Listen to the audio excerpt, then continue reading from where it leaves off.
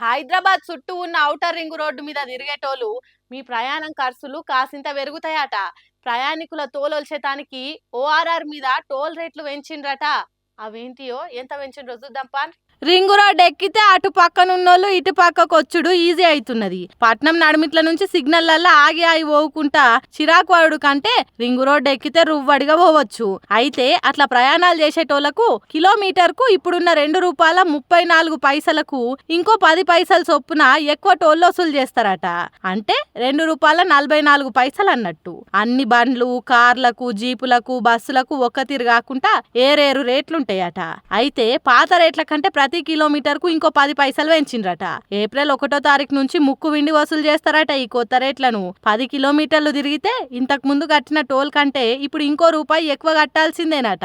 అట్లా ప్రతి 10 కిలోమీటర్లకు ₹1 పెరుగుతుందట. మరి ఓఆర్ఆర్ టోల్ వసూలు చేస్తున్నలకు పైసలు సరిపోతలేవో లేకుంటే రోడ్లను ఎప్పటికప్పుడు రిపేర్ చేసి నూనె పడితే ఎత్తుకునేటట్టు మంచిగా ఉంచుతున్నందుకో తెలియదు గాని కొత్త రేట్లతోని ఆదాయం పెంచుకునే ఉపాయం చేస్తున్నారు వసూలు చేసే కంపెనీలు. అమ్మో దేవుడా, ఏమెండలు మాడు అలిగే తట్టే కొడుతున్నాయి ఎండలు. గిలాసలు నీళ్ళు తాగినా దూపారతలేదు. ఈ ఎండకు పోదామంటేనేమో వర్షం అయితలేదు.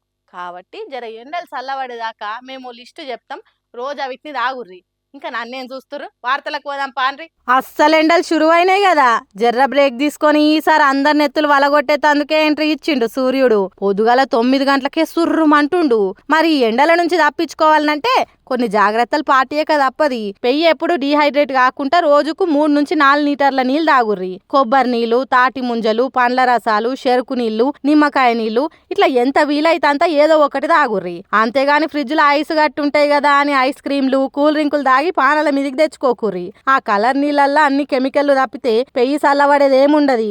ఏదో అప్పటి మందం దూపారుతుందేమో గాని పానం మాత్రం చాలా తక్లీఫ్ అవుతుంది, యాది పెట్టుకోర్రి. ఇక ఎండలు జర తక్కువయ్యేదాకా పెయ్యికి వేడి చేసేటి దూరం పెట్టుర్రి. అండ్లా జర నీసుకు దూరం ఉన్నదే బెస్ట్.